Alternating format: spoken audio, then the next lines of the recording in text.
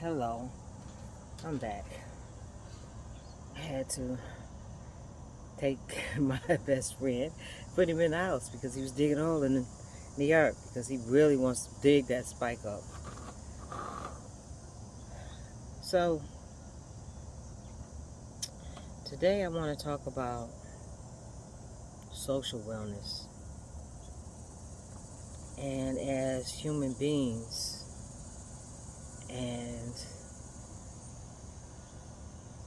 from my beliefs, we were created to be connected. We were created to have connections with each other.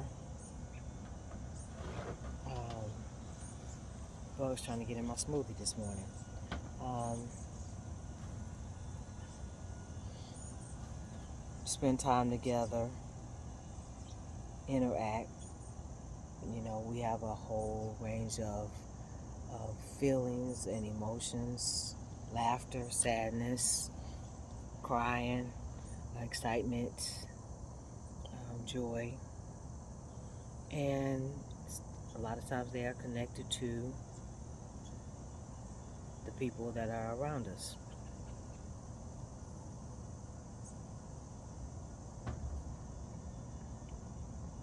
Green smoothie. Kale out my garden, lettuce out my garden, parsley out the garden, a banana, mint out the garden, almond milk, turmeric powder, protein powder. Breakfast for champions. But some of us have different levels of social activities that we participate in or can participate in because some of our life challenges, some of our life traumas, um, some of our mental well-being. And as I have been through this journey and I'm headed to completing 60 years around the planet, I found that, and I've looked over my lifetime, and I've not been a very social person. I would say I'm introverted, and some people would say I'm extroverted, or I'm very outgoing. Um, I don't have a lot of close friends, and even growing up as a child, I didn't have best friends or a group of best friends.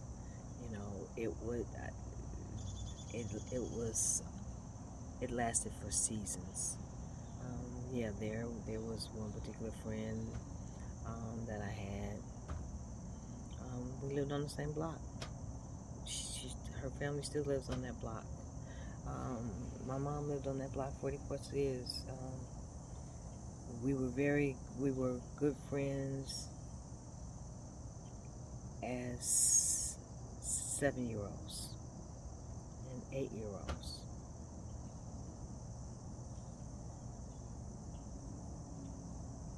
Things shifted for me around the age of 9. Um, had my household and my well-being and the social environment, because environment plays a point in this too, made me have to grow up fast. Then my friends became older. My shift became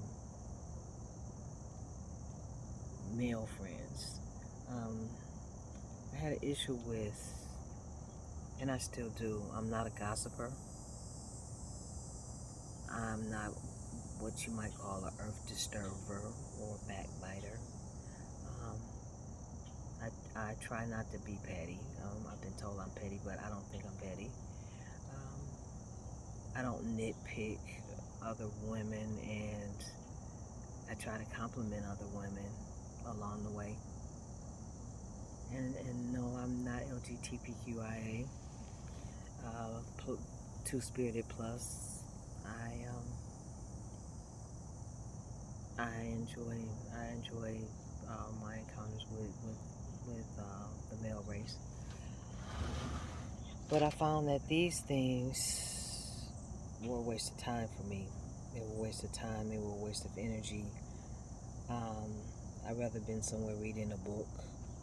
So I found myself isolating a lot more. Even as an 8-9-year-old kid, I found refuge in books. And most of the people that I would spend time around or talk with or did things with were boys my age. It wasn't sexual at first, but I didn't see them gossiping about each other's business. I didn't see them trying to bring each other down. I didn't see them being jealous of each other and what each other had. The camaraderie was different. I said it wasn't the gossiping, the backbiting, the envies, jealousy, all these things that I saw girls around me with. I was chubby. I had very, very short hair. I had this real soft hair like cotton. And when people take and they straighten and their hair, mine didn't last. The humidity in Michigan said, nope, we're going to make you puff up like a cotton ball. So I got picked at and teased at, and I didn't have the long hair and I wasn't a thin girl, so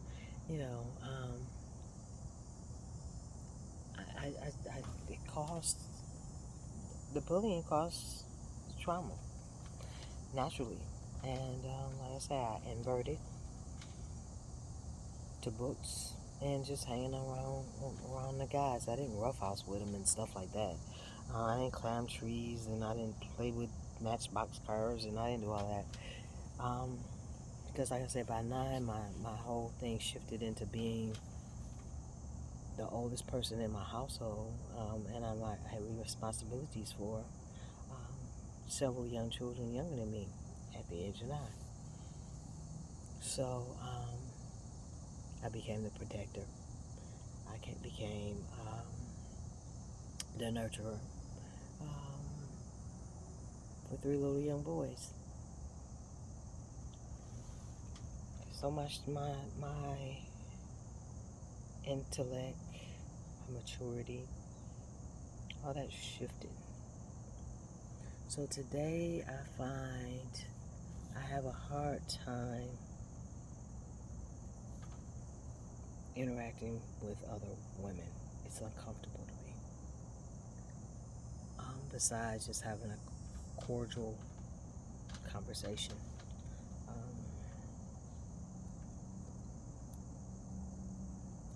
High school, by then I had a boyfriend. I was very sexually active. And I didn't spend a lot of time with many of the girls that I went to high school with. I had one friend that we kind of reconnected after 2nd grade. We reconnected back in the high school.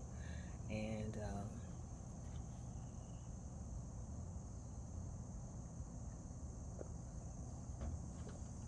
for about 2 years, we were, maybe 2 or 3 years, about 3 years, we were pretty good buddies. But something surfaced and fractured that relationship, and that was well over almost 40 years ago, plus 4 years ago. I was told that she portrayed me um, with my older son's dad. Um, it was told to me that she lied on me, and spoke some, and that really, really, really hurt because this was somebody I thought I was close to. I never really had a good relationship with my older sister. I never had a relationship with her. I still don't have a relationship with her. So I didn't know about the sisterly bond thing either. And so from the age of maybe 8 or 9 to about 16, 17, I had no close girlfriends that were what we call thick as thieves. I had associates. I had people that I dealt with on different levels at different times and but it was constantly changing, and I was constantly moving. As I think about high school, I was somewhat social. I had an older boyfriend. Actually, like I said, by the time I was 11, I had really shifted to being around the older crowd. Um, and so I spent a lot of time around him and his friends. Again, it was him and his friends, him and a bunch of guys. I did a lot of things with them. I was the fifth wheel, the hangout. I was always included. It wasn't sexual. No one touched me. No one was harming me. It was just fun. That's where I had my fun at. Um, Fast forward, started having children, 18, life shifted again. My social circle shifted again. I was a mother now. So the funning and partying and all that stuff kind of stopped. The hanging out, the going out. I've never been a big drinker. Back then I was a weed smoker. Experimented with some pills. I never did cocaine or heroin.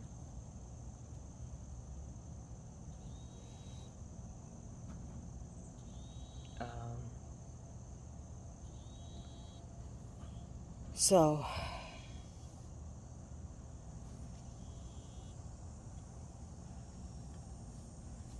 sorry about that. So I really became even more isolated. Um, like I said, I didn't have a relationship with my sister. Um, Relationship with my mother was a whole together different story. Um, it was that's for a whole nother conversation. It was different. So I had a few friends that kind of attached to me because I was such a giver and such a nurturer and such a enabler. I'm gonna fix it. I took care of everybody. Um, so I had one friend that constantly latched on all the time because she was struggling with her addiction. And her addiction turned to crack. And throughout the time, I've kept her children, babysitted for her children, fed her children, saved her when the dope man was trying to kill her, and I hid her out because they didn't know about me because I didn't hang in that circle. Um, Helped her get out the city when they really were gonna kill her.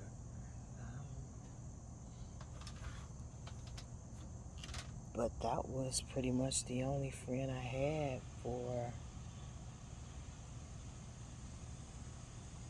from the time I was 19 till I was about 26 or 27. And I have a lot of female friends, or male friends for that. Like I say, they would come for a season. They were acquaintances, people that I might hang around with a little bit here and there.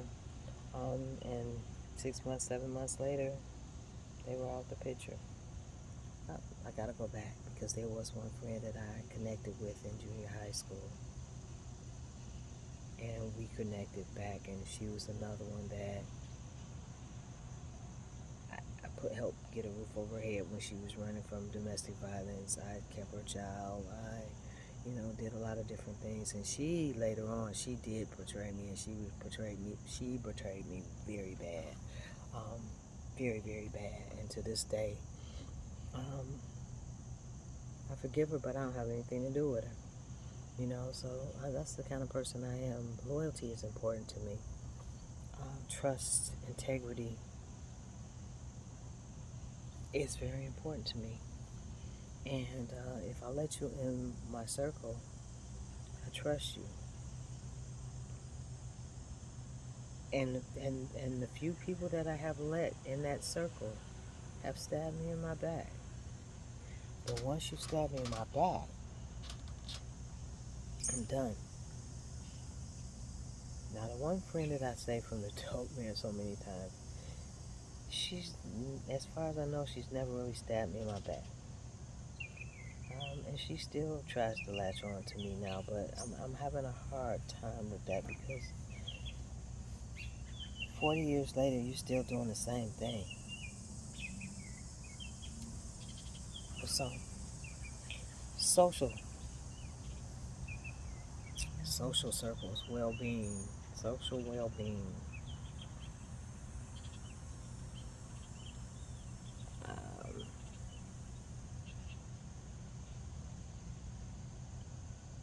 Things never really turn around. I think the next time I really had somebody I let in my circle, I started having associates again because I got stable in my housing and I had neighbors. And I didn't let I didn't let people get too close to me. It's very hard to get into my tribe. Um, and I think about it as I've gotten older. There's been so many bad experiences that caused major trust issues. Major trust issues. But they stayed. I kept them all at a distance. Um, we speak, we cordial, but we didn't hang out. They wasn't in and out of my house. I wasn't in and out of their house, unless it was somebody that did my hair, pretty much, stuff like that. But yeah, again, I stayed to myself. It was me and my children. And by the time like I say, 26, I had 3 children by then. Um, and it was just me and my kids. We did everything together. Um, Somewhere along the line, in my 30s, the switch flipped, and I felt like I had missed out on fun. So I had met this guy, and I started hanging out with his sister, who was just like always partying. She's always partying, and she never. It wasn't that she hurt me in any kind of way, or I didn't trust her, or anything like that. That never was the case. You know, um, Circumstances happen, and we went a different way. You know, choices, choices. But she was never. She was cool. She was all right. I think she had a lot of challenges in her background. So there you have it. Fast forward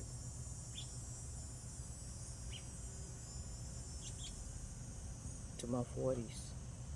During my 40s, early 40s, I spent that time in prison. Again, I had a small core set of people in my circle. They were all older than me. They were people who had done long periods of time. Some of them were even doing life. And they had been there at least 18, 20 years. That was my circle. Because they had learned the do's and the don'ts. They had established a certain respect, a certain peace, a certain rhythm. And that rhythm fit me. Laid back, no nonsense, no drama. And that fit me. And that's how I did those late 30s and early 40s. But that was a season. Because once you come out of that environment, I spent 8 years hanging around those ladies on a daily basis. We cooked meals together. We celebrated each other's birthdays together. We craft together. We did all types of things.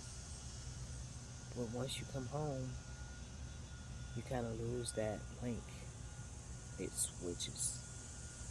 And to my knowledge, at least 4 or 5 of them came home. A couple of them passed away while they were there.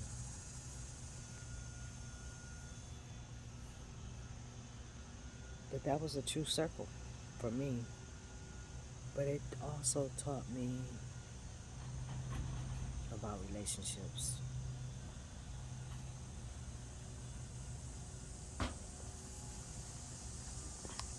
That some people are true. Some people could be good. Coming home, I came back to the harsh, cruel world of envy and jealousy and betrayal and pettiness. Even and then my eyes were kind of open to some of my family members, my close family members. The jealousy, the envy, the anger, the animosity. Women show these things in a whole together different way, and I don't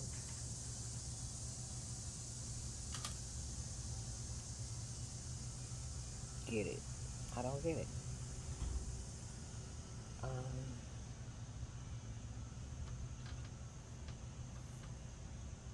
I don't get it. So my social circle is very, very small. We're talking 15 years later. I've been to Portland. Portland was different. Portland was different. Met a lot of great people there. I met a lot of good people. A lot of people that I knew they became good associates. They became good acquaintances. The same thing happened when I decided to let someone into my circle, and looked at them as maybe a best friend. I got stabbed in the back again. I gotta look at it. I'm not gonna blame them. I'm gonna look at me because I'm making the choice. And that's something I gotta dig into. You know,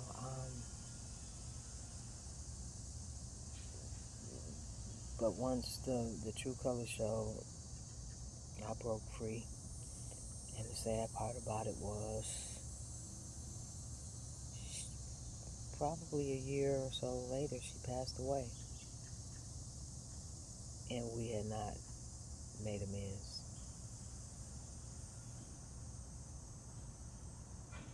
But I don't feel guilty about that. You know.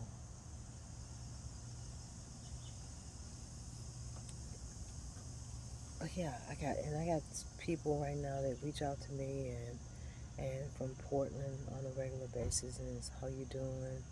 I want to check on you. Whereas when I was in Portland, the people that I knew here in Michigan and Detroit, these people didn't reach out to me. Nobody said, hey, how you doing? There was one girl, she passed away a couple of years ago, but every now and then she would call me. And when I come to Detroit, she's like, I want to see you. Let's go do something. So, there's one or two people like that. But everybody's been kept at a distance. And some of us out of choice. Trust.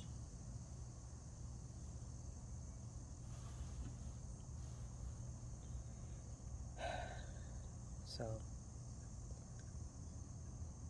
I don't know.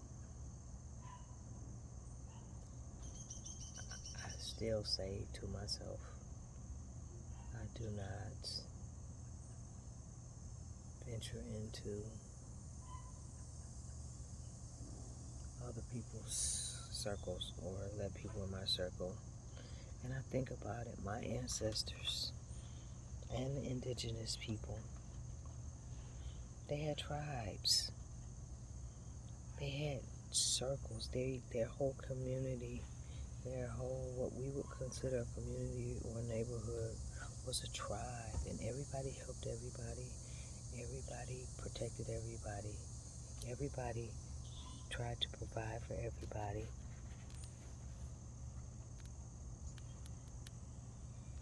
Everybody looked out for one another. Everybody looked out for everyone's children. What happened to that? What happened to that integrity? What happened to that loyalty? In this year, 2021, things is even worse. People are not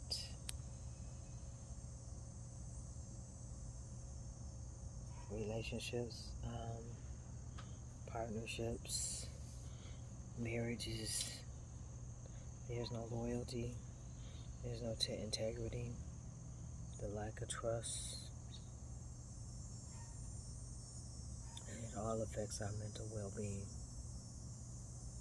It keeps us stressed. It keeps us anxious.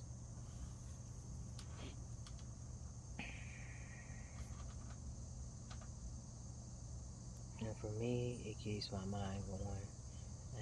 And I get into a monologue of all the things that could go wrong, all the things that are going wrong, all the things that's going wrong, all the things that this person is going to do to me that's going to be wrong. How the pain, how, this is familiar behavior and this triggered this, and, you get stuck in those loops. How do we get out of that? How do we get out of those loops? How do we get out of those moments of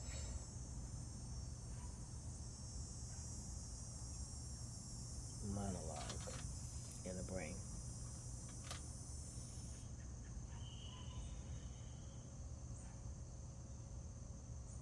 For me, and you'll hear me talk about this as I continue to do videos, self-awareness. Self-awareness is huge for me.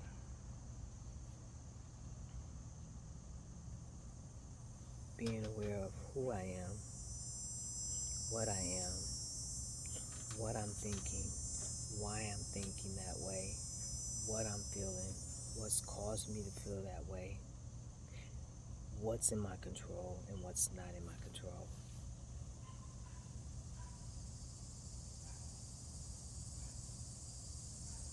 Taking a look at it in that order helps me.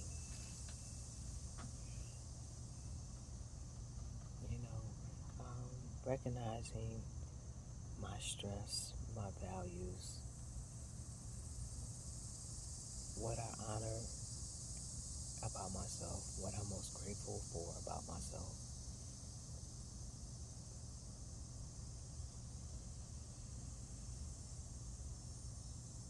What am I feeling? Why am I feeling that? What activated that feeling?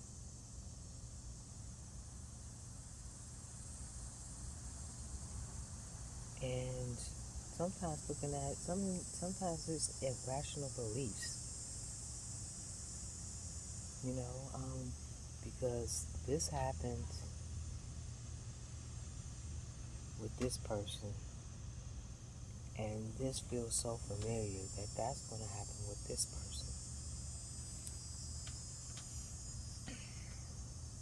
Two examples.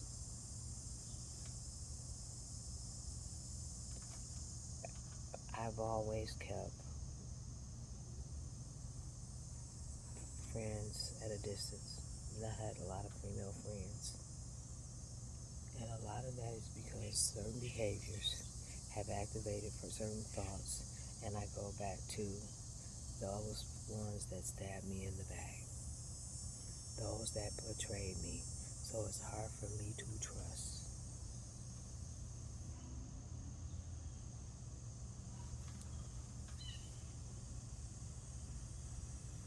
So, is their behavior in my control? No. But what is in my control is how I respond to the behavior. Not react to it by throwing up a wall, but how I respond. Or how do I respond to the feelings and not react to the feelings? Again, turning that switch back and looking at what activated that self-awareness. Second example, I have huge abandonment issues. Huge abandonment issues. And lack of trust in partnerships.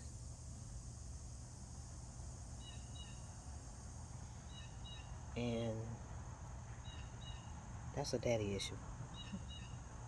That's a daddy issue. And I'll talk about that in some other videos later on. But my father had a drug problem. And it was almost normal for him to every now and then be gone 3, 4, 5 days. You know, and finally around 12 or 13, that 3 or 4, 5 days turned into a couple of weeks, a month, a year.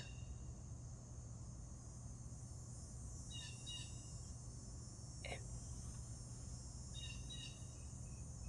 whoa, just gone. The contact was made briefly, you know.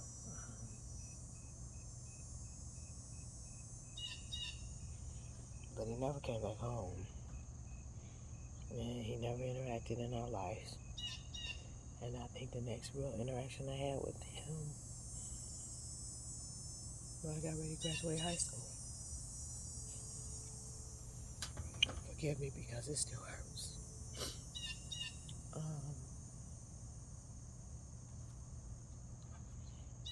Abandonment issues. Got serious abandonment issues. Fast forward 40 years later, he's transitioned on to another world over a year ago, but it still activates feelings, self-awareness. And why is it activating these feelings? Because it hurt. And it shaped who I am today. It shaped a part of me that I have not been able to move past. Just being honest, keeping it real. And that's what this is about, self-awareness and being able to keep it real. It's about having integrity and having humility, being humble, being able to own what's going on and not bury it anymore. I call it taking off the mask and stop pretending and stop being fake.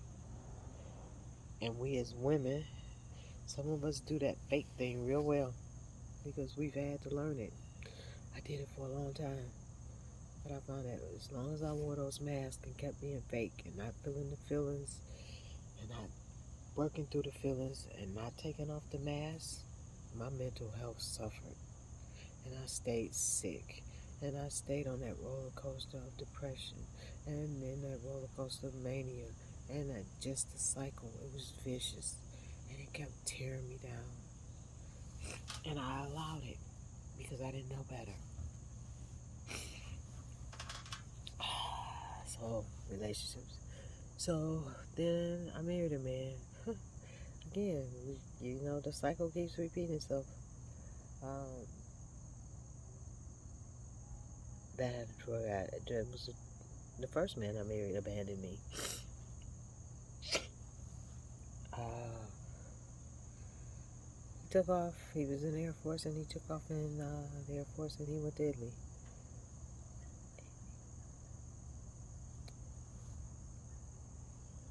And that was 4 years ago. But I was 19, 20 years old. I moved past it. I kept moving, kept moving, kept moving. Then I married another man. And we had a daughter. But he had a drug and alcohol problem. And it's more so in the early beginning, it was the drugs. It was crack. And he would take off and he would be gone for days, sometimes weeks, sometimes months. And that went on and on and on for 6, 7, 8, 9, 10, 11 years. I put up with that cycle of abandonment, ping-ponging back and forth. I finally got tired.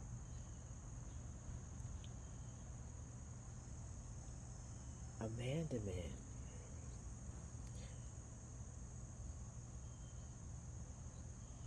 on from the men in my life that I depended on or hoped or tried to depend on, and my thought was that they were supposed to be providers and protectors.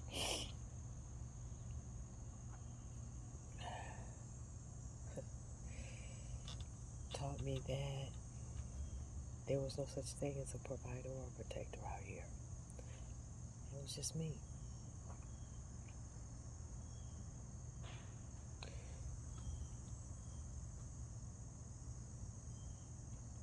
So the marriage ended in 93. Did one more relationship after that, which was the worst of the worst. It wasn't in abandonment. More so, it was just infidelity, thieving, no integrity, no honor.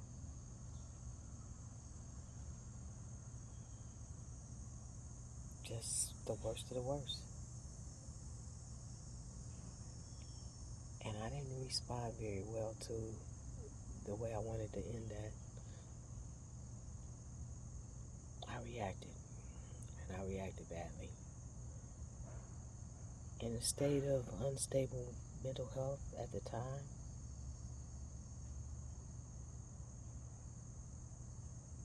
and the trauma, I reacted. That relationship cost me 10 years of my freedom because of the way I reacted. So it was time for me to learn about my irrational beliefs of providers and protectors. My irrational beliefs about everybody should have honor and integrity. My irrational beliefs about everybody should have or be loyal and committed and loving and kind and trustworthy and all of those things. I had to learn that not happening. And it's okay. Because that's who I am. And these situations in social circles should not affect or change who I am. And I shouldn't allow it, and I'm not going to allow it. But I am in control, and I do get to pick, and I get to choose who I allow into my circle, and I always have. Excuse me. It's just that I didn't understand why I had these walls up, and why I was keeping people out, and why I was keeping my distance, and how to respond and not to react. I didn't understand any of that, but it goes back to now I know I have learned self-awareness, who I am, why I am, what I want, why I'm feeling this, what caused that feeling, how to respond to that feeling and not react to that feeling. What is irrational beliefs? And what is my own value and judgment?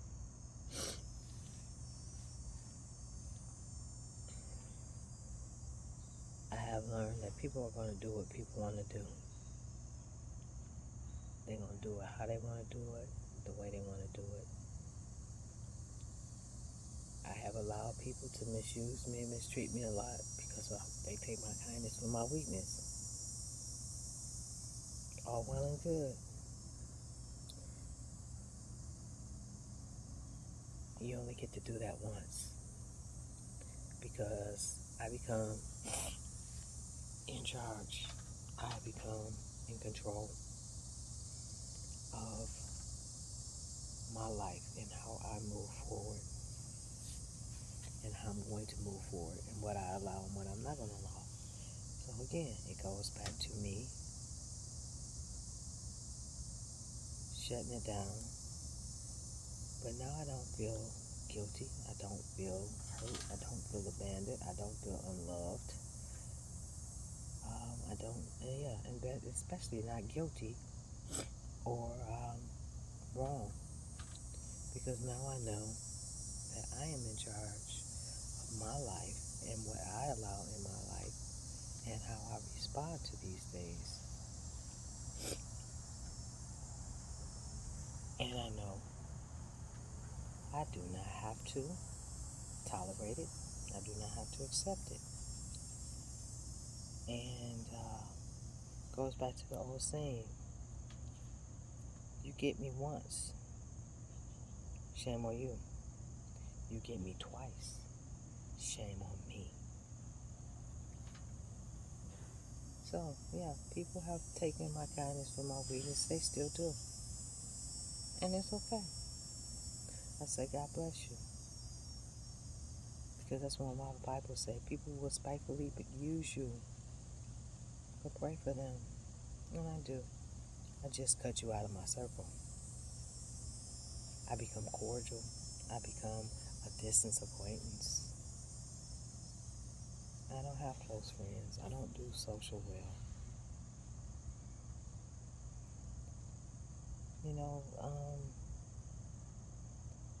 but social well-being is important because we need to connect with other individuals. And we just have to find what's comfortable for us to connect with other individuals. You know, I'm grateful that I have a dog because I can walk him now. And I get my connection that way. I see people on there. I see people, some I see every day, some I don't see every day. But that gives me time to say good morning. It gives me time to keep my adrenaline going, keeps the serotonin going, keeps my mood up. You know, I don't know these people. I don't have to hang out with these people. I don't have to sit down and have coffee or have a smoothie or go to Starbucks. I don't have to do that. You know, yes, I get lonely sometimes. Yes, I have a friend, and this is the first friend I really had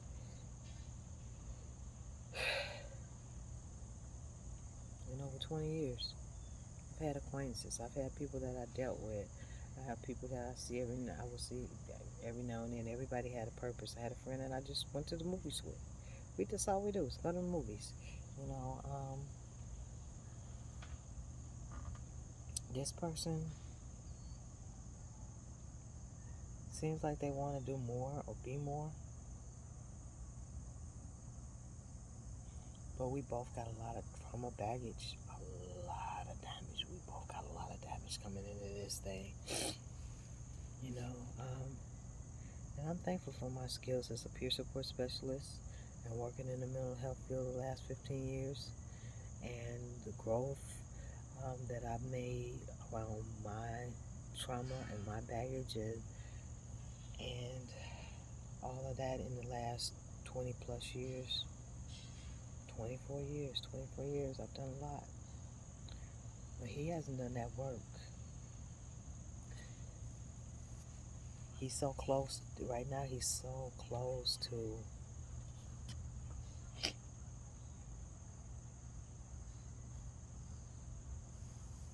looking at it. So much denial there, you know, and that's new for me because I've been in this mental health field, in this mental health world, and in this peer support role for 15 years. So most of the people that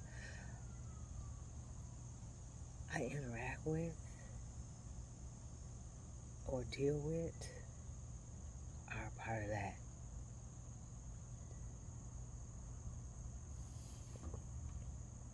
They know the language, you know. They're doing some of their own recovery work around complex PTSD, around whatever mental health challenge they have, whatever altered state they may have, whether it's schizophrenia or schizoaffective or bipolar. They're doing work around that. He's never done that.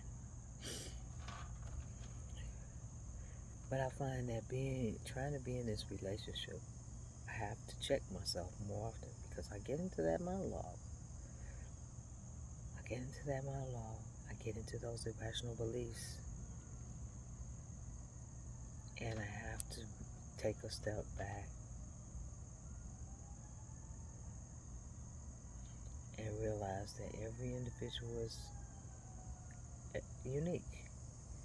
We are all unique. There's no two people just alike. And none of us think alike. None of us react alike. None of us move in the same realm at the same moment all the time.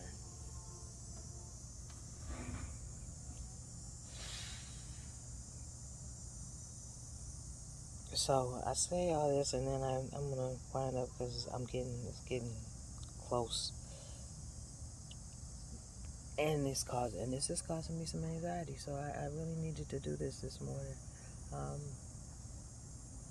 my high school class reunion. I haven't been to any of the events or anything since I left high school in 1980. Haven't been to anything. I didn't even go to prom in 1980. I went to graduation and that was it. I'm not a social person. But at this stage in my life, I feel like I need to be connected a little bit more. But I don't know how to do it.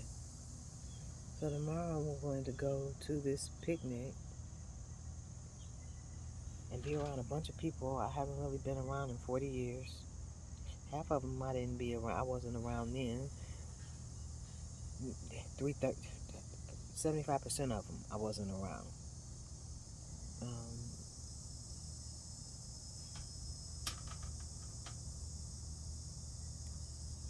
and try to be social.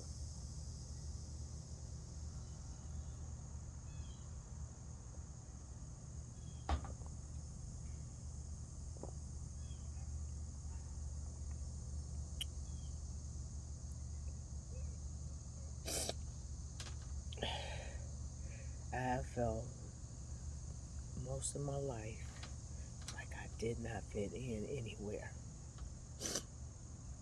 And that's because I have been uniquely and peculiarly made. I'm not like anybody else. I am different. I am my own person.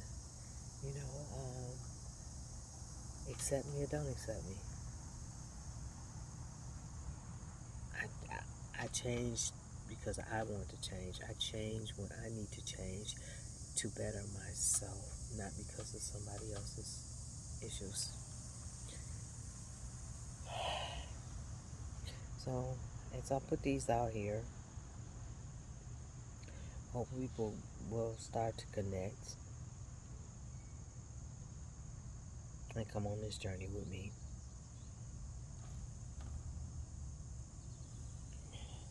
and tell me how you do social. And I know there's going to be needs to be another video on social because there's so many things that I would like to say or did not say. I have some notes that I wanted to, but I didn't do it this morning. I just like impromptu. It's a nice morning. It's not humid yet. It's not, and I had the dog out, and I want him to be out.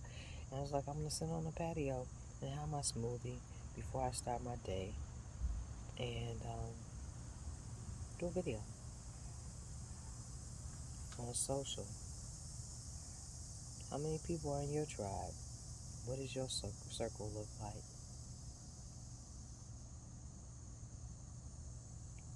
How many people can you truly count on? That's not backbiting, backstabbing, jealous, envy, neglecting. No, maybe not neglecting.